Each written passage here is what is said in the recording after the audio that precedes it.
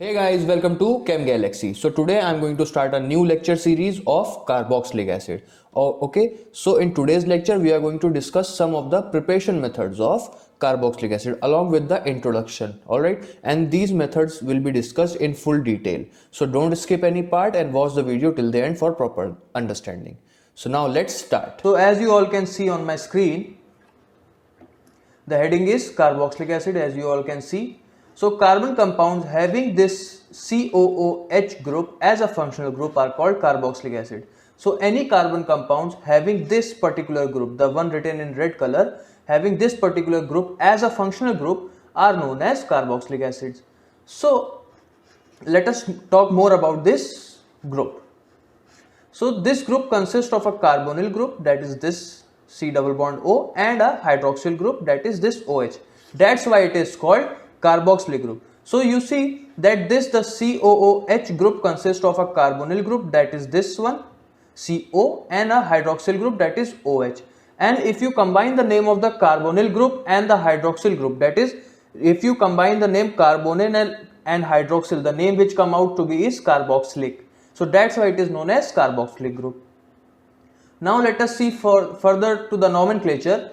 So in IUPAC system, carboxylic acid are named as follows. That is, I am going to tell you about the IUPAC system only. So numbering is done to the longest chain including carbon of carboxylic group with lowest possible locant to carboxylic group. So as you all know, whenever we do IUPAC naming, we first name the longest chain. So that's what I have written here. And also the main focus is to give the lowest number or the lowest locant to the functional group. Okay, so that's what I have written here. And yes, one more thing, that if the functional group consists of a carbon atom, okay, if the functional group consists of a carbon atom, then the main chain, that our main chain or the parent chain should consist of that carbon. So this point should be kept in mind.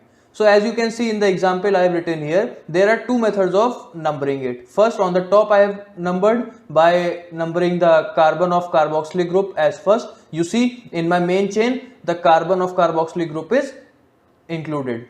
So keep that in mind. And the second method is to number the first carbon as first and then proceed. So I have striked out the downwards method because it is wrong. Because according to IUPAC system, the chain should be the longest and the lowest number should be given to the functional group, or the lowest locant should be given to the functional group. So that's why the upper method is right and the lower method is wrong. Now let us see the second point. Name of the compound consists of two parts, parent name of the longest chain and then end with oic acid along with the locant of the carboxylic group. Now it says that when we name the carboxylic compound, so it consists of two parts. First part is the parent chain, the name of the parent chain, and the second part will consist of the suffix of the acid along with the locant of it. As I have shown you in this example, that there are 6 carbons in total by numbering from the carbon of carboxylic group, because according to the first point, the lowest locant should be given to the functional group. So this carbon has given the first point and then proceeded. So our main chain consists of 6 carbons. So our parent name will be hexane. Okay. Now the first part has been done. The hexane has been found out. And now let us see the suffix. That is, our functional group is the carboxylic acid. So its suffix is oic acid. So the ending will be oic acid along with the locant. The one which I have written here is the locant of the carboxylic group, that where the carboxylic acid is present in the chain. So it is 1 here. Now if the other substituents are hydrogen only, then only this name will be correct. Now let us come to the third point. So the third point says that the substituents are arranged alphabetically. Yes, if there are substituents, for example, in the above example I have taken only hydrogen as substituents, but it is not always true. There can be other substituents also, like bromine, iodine, methyl group, or any of the substituents can be there. So if there are substituents, then when we do the IUPAC naming, the substituents are arranged in alphabetical order, as I have shown in this figure. As I have shown in this example, that this is a carboxylic compound with Cl and methyl group as a substituents. So according to the first point, the numbering should be done like this. Okay, and now you see there are two substituents, chlorine and methyl. Which comes first? Chlorine, because according to because substituents are arranged alphabetically, so C comes before N. So chlorine will be named first, then methyl. So that's what I've written here with along with the locant. The substituent should be written along with the locant also. So chlorine is present in the third carbon, so it is 3-chloro, and then methyl is present in the second carbon, so it is 2-methyl. And now you see there is a 4-carbon chain, so our parent name will be butane. So I have written here butan. Okay, we have to skip E because we have to provide with suffix of the functional group. If there were no functional group, then the suffix will be E and the name will be butane. But because there is a functional group, our suffix E has been replaced by suffix of the functional group. So here our functional group is carboxylic acid, so the suffix will be oic acid and along with the locant of it. So the final name which comes out to be is 3-chloro 2-methyl butane 1-oic acid. Now let us see the structure of carboxylic group. Let us study a bit about carboxylic structure. So let's see that in carboxylic acids the bond to the carboxyl carbon lie in one plane and are separated by about 120 degree. Now what it is saying is that the carboxylic group lies in a plane. The different atoms which consist of a carboxylic group consists of a carbon, oxygen and hydroxyl group also. Okay, which means carbonyl group and hydroxyl group. So these are arranged in a plane. If you see in 3D, they will be arranged in a plane. Actually plane is 2D, so if you see it in a 2D structure or a 3D structure, it will be arranged in a plane with the bond angles to be 120 degree. That means the structure should be trigonal planar. As you can also see from here also that the carbon here is see my cursor, so that the carbon here is sp2 hybridized. So sp2 hybridized means the geometry and the structure will be, and there is no lone pair, so the geometry and structure will be same and the structure will be trigonal planar. And in trigonal planar the interbond angles will be 120 degree. I was unable to write it down here in MS Word. It was not possible to write in such a way that I can show you the interbond angle as 120 degree, but you should consider it to be 120 degree. Keep that in mind. And one thing more, that the carboxylic group is a resonance hybrid of two resonating structures. This is the first structure and this is the second structure. I have written something here wrong. Let me correct it first. Come here. Sorry. Yes. Yes. So I have by mistake placed negative charge on carbon atom, so sorry for that. So the carboxylic group is a resonance hybrid structure of two resonating structures. First is this and the second is this. How this is obtained? You see the oxygen is more electronegative. Okay, so this pi bond will get shifted here, so the oxygen will get a negative charge on it. Okay, and the carbon will get a positive charge, and this oxygen has lone pair on it, so it will donate lone pair to carbon, so its positive charge get neutralized. Okay, and oxygen has given lone pair to it, so it will gain a positive charge. So the second resonating structure comes out to be this, and the carboxylic structure is resonance hybrid of these two structures. Now there is one more very interesting thing. I don't know whether you have ever paid attention to it or comes to your mind or not, that why the carboxylic group is acidic in nature. Why is so? So this structure explains why the carboxylic group, the second resonating structure explains why the carboxylic group is acidic in nature. How? You see that oxygen has plus charge on it. Okay, here. So what will happen here is that the oxygen and hydrogen are bonded with sigma bond. So due to the plus charge, these sigma electrons will get shifted towards oxygen.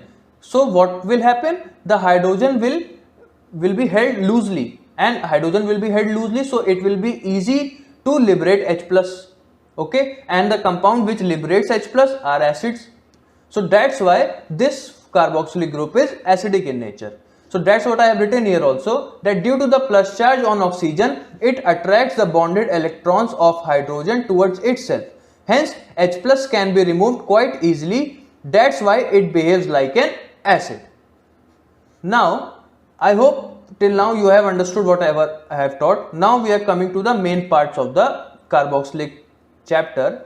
That the first thing we should know that how can we prepare carboxylic acid. So let us see how can we prepare that. So the first preparation methods are that from primary alcohol and aldehydes, that we can prepare carboxylic acid from primary alcohol as well as from aldehydes. How? That carboxylic acid are prepared simply by oxidizing primary alcohol and aldehydes with oxidizing agents such as potassium permanganate in basic, acidic or neutral medium, or potassium dichromate. So I have written here is that carboxylic acid can be easily prepared from either from primary alcohol or from aldehydes by simply oxidizing it with common oxidizing agents like you can use potassium permanganate in basic, acidic or neutral medium, or you can also use potassium dichromate.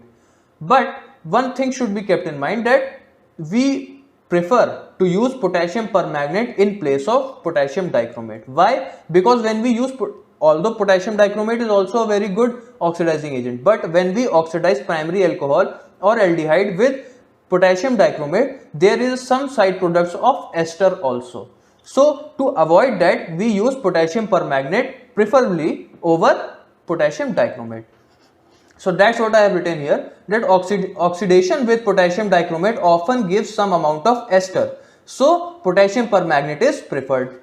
Now let us see the reaction. So the reaction I have written here is that this is the primary alcohol, or you can also take a aldehyde also, and we oxidize it with potassium permanganate in basic medium. So first what we get here is potassium salt of carboxylic acid, and the second, when we dilute it, when we hydrolyze it with acid, our final product will be the carboxylic acid which we have desired. Now aldehydes are easily oxidized even with mild oxidizing agents. Like I have written here in the example, this is propanol, and I have oxidized it with Tollens reagent. Tollens reagent is a mild oxidizing agent. Potassium permanganate and potassium dichromate are strong oxidizing agents, but Tollens reagent is a mild oxidizing agent. But because aldehydes are quite reactive in nature also, so we can use mild oxidizing agent to oxidize aldehydes to carboxylic acid. Now you see in the example that this is propanol, and when Tollens reagent is been added, we get propanoic acid. So I hope this is clear. Now let us come to the second method. From this method we can prepare aromatic acids. How? That this method is known as from alkyl benzenes, that we can prepare aromatic acids with alkyl benzenes, the one acids which have benzene in them. We can prepare those acids with, or basically we can only prepare, not only, but we can prepare benzoic acid and derivatives of benzoic acid from this. You will see how that aromatic acids are obtained by oxidizing alkyl benzenes with potassium permanganate in acidic or basic medium or dilute nitric acid. During this oxidation, the alkyl group of benzene is replaced by carboxylic group irrespective of the length of the chain of alkyl group. So what it is saying is that we can prepare aromatic acids from this alkyl benzenes. Basically benzoic acids or derivative of benzoic acids can be prepared from alkyl benzenes. How? By simply oxidizing them with potassium permanganate in basic or acidic medium or with dilute nitric acid. And one catch here is that whatever be the chain of whatever be the alkyl group attached to the benzene ring, it doesn't matter. Whatever be the length of the alkyl group attached to the benzene ring, when we oxidize them with under these conditions, our final product will be benzoic acid. You will see here, that's what I have written here in the example also, that I have taken here is toluene, and I have also taken here a big group. Like you see that here is benzene rings, C6H5 is a benzene ring, and you see there is a 4 carbon alkyl group. Okay, butyl group is attached to a benzene ring, and here only methyl group is attached to a benzene ring. So it doesn't matter whether it is a methyl group attached to a benzene ring or a butyl group attached to a benzene ring, or maybe any longer pentyl, hexyl, heptyl, any chain can be, any alkyl group can be added to benzene ring. And when we oxidize them under these conditions, that is potassium permanganate in basic medium we will get our potassium salt of carboxylic acid, and then we have to hydrolyze it to obtain our final carboxylic acid. So no matter how long this chain is, no matter how long the alkyl group is, our final product will always be benzoic acid. Also, if there is any substituents attached to the benzene ring, like you see here, there is para-nitrotoluene, that is the nitro group is attached to toluene with at para position with respect to methyl group. So even if such a reactant has been given and we have to oxidize it, it doesn't matter, the CH3 group will be replaced by COH group and the nitro group will be remained as it is. So that's why I have said that this method is been used to prepare benzoic acids and derivative of benzoic acids. So that's all from this method. Now let us see from our third method, that is from nitriles, or you can say from cyanides, alkyl cyanides basically. So the hydrolysis of nitriles with a boiling mineral acid or an alkali gives carboxylic acid. So it is very simple to prepare carboxylic acid from nitrile by simply hydrolyzing it with acid or a base. How? You have seen, I have written in the example that this is a nitrile group and this is water, because we have to hydrolyze it. Hydrolysis, you know hydrolysis, what is hydrolysis? So hydrolysis basically means hydrolysis consists of two parts, okay? One is lysis and one is hydro. Lysis means to break bond or to break, not bond.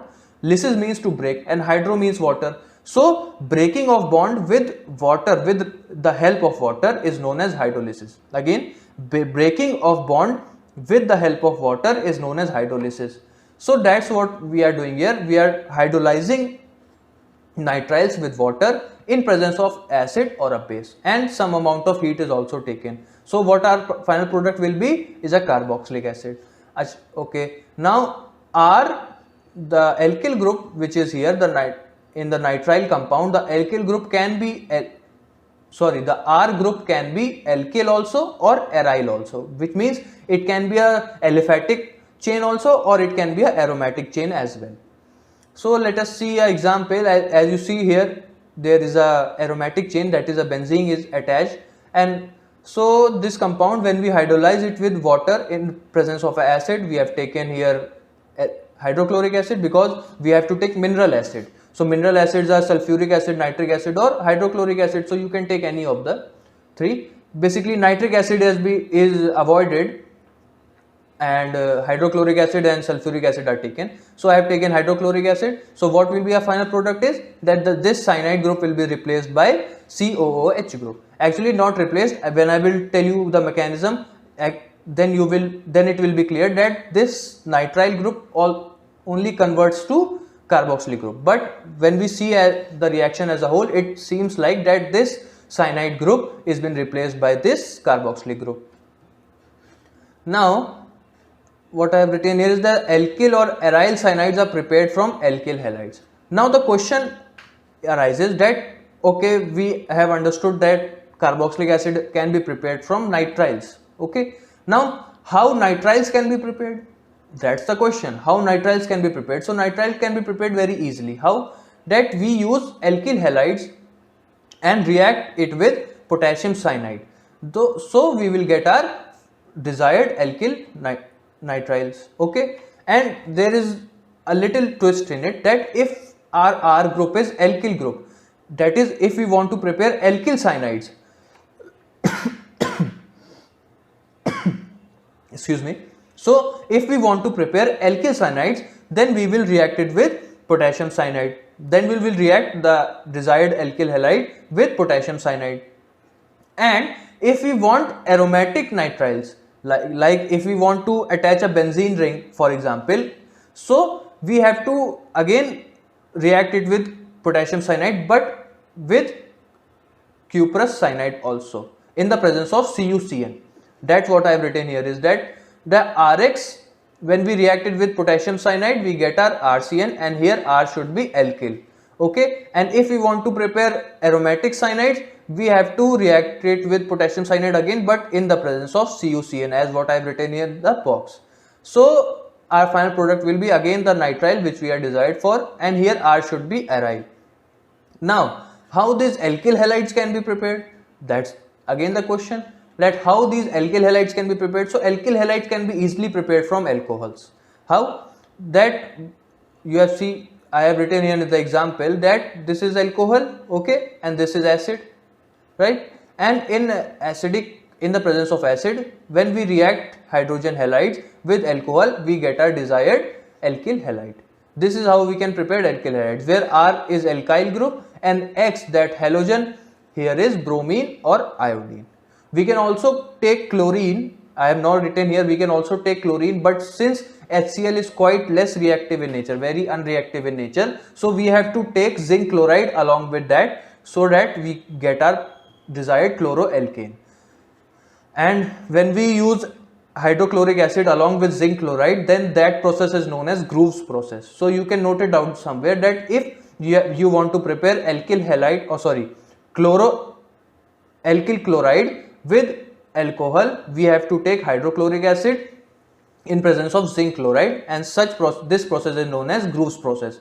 And if we want to prepare alkyl bromide or alkyl iodide, that can be done by this reaction, by simply reacting hydrogen bromide and hydrogen iodide with alcohol in presence of acid. We get a desired alkyl halide. So if you are given with something like you have given with alcohol and you are asked to prepare a carboxylic acid of one extra carbon, what you should do, what procedure you should follow. So this is the procedure. So first of all, you have to convert it into alkyl halide, okay, and then you have to react it with potassium cyanide to get our desired nitrile, and then simply hydrolyze it. So what we will get here is a carboxylic acid of one extra carbon. Suppose the alcohol was of 4 carbons, so by following this procedure, our final carboxylic acid will be of 5 carbons. And if you are asked to prepare a carboxylic acid of same number of carbon atoms, then, and if it is a primary alcohol, then only carboxylic acid can be prepared. So if it is a primary alcohol and you are asked to prepare a carboxylic acid of same number of carbon atoms, then simply oxidize it with potassium permanganate in acidic, basic or neutral medium, which I have taught you in the first reaction. What I have taught you is the same thing. So you can do whatever you feel like to prepare carboxylic acid from alcohol. If you want carboxylic acid of one extra carbon, you can follow this procedure, and if you want carboxylic acid of same number of carbon atom, simply oxidize it with potassium permanganate or potassium dichromate if you want, but you know potassium permanganate is preferred over potassium dichromate. So that's what I have written here. So if you want to make carboxylic acid of one more carbon than the given alcohol, we should follow the above procedure. Now let us talk about the mechanism of this reaction. You see that I have talked about that the nitrile, by hydrolyzing nitrile in presence of acid or base, we can form carboxylic acid. But what is the mechanism? Let's see the mechanism. So first I will be talking about acid hydrolysis. So in acid hydrolysis, what will happen? This is our nitrile, okay. H plus will be obtained from acid, and what will happen, that nitrogen has lone pair. You know nitrogen has lone pair on it, so it will donate its lone pair here.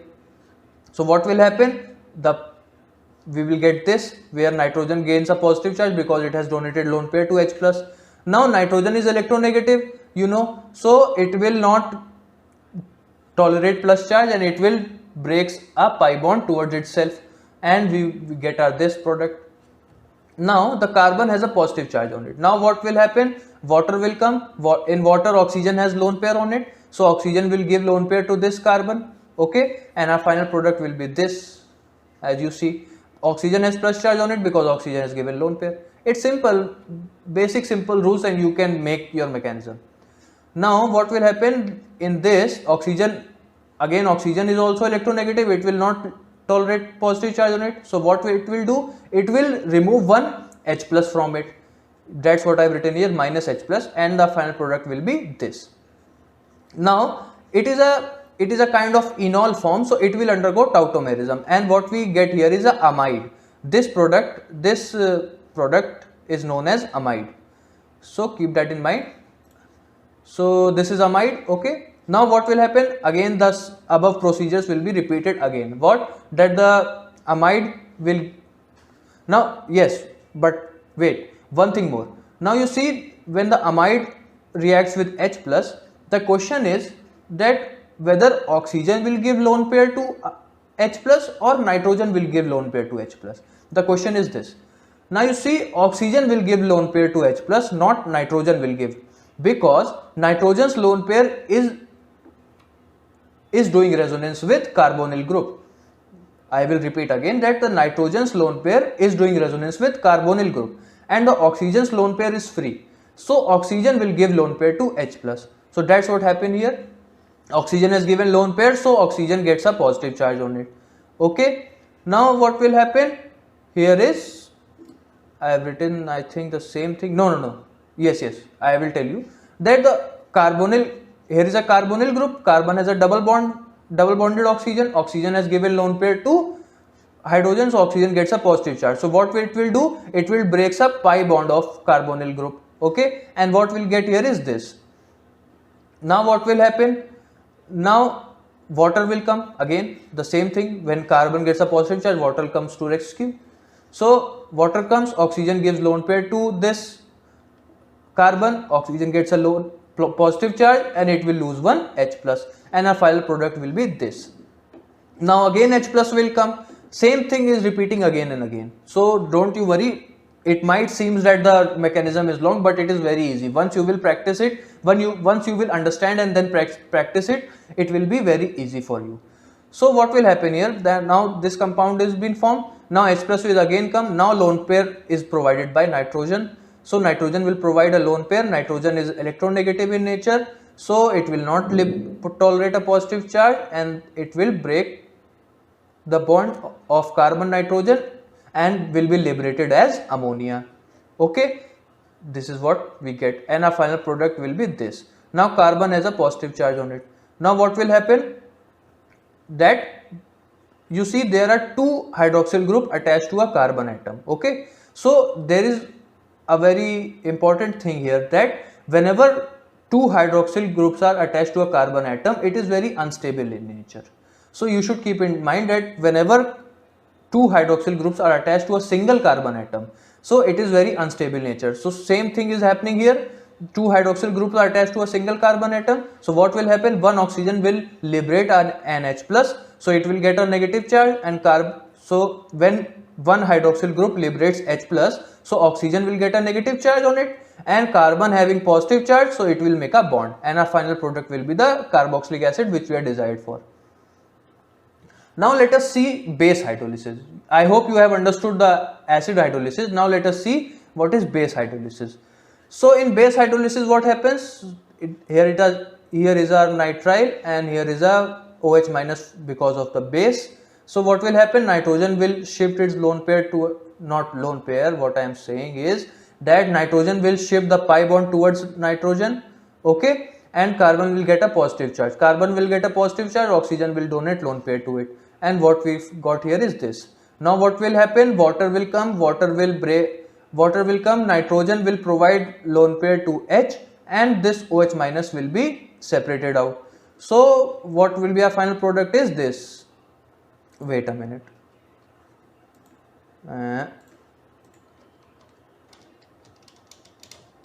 Now I think you can see it, that the nitrogen will provide lone pair to this H of water and OH minus will be liberated out. So our final product will be this.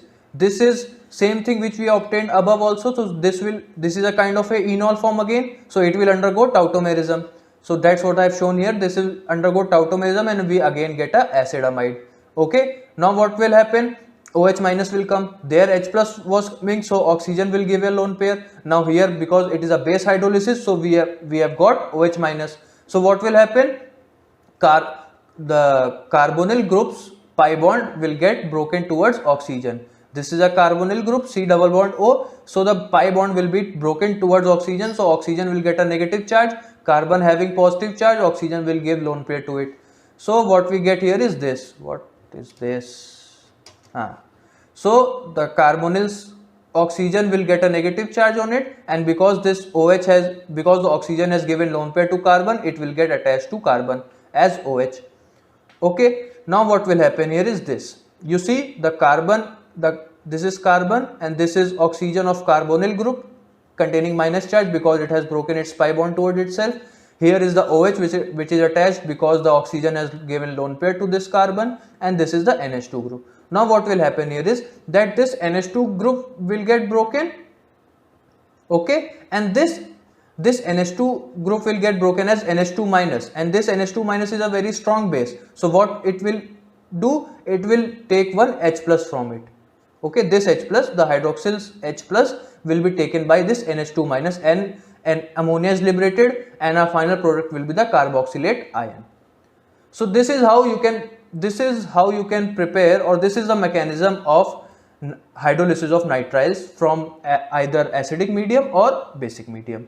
So I hope you have understood whatever I have taught. I will be soon uploading another video in which I will be discussing more about the preparation methods and also some properties, basically physical properties and chemical properties. So if you like the video, please subscribe, like and share with your friends, and if you have any queries you can comment down below. So if you are watching till now, thank you very much, and I will see you in the next video.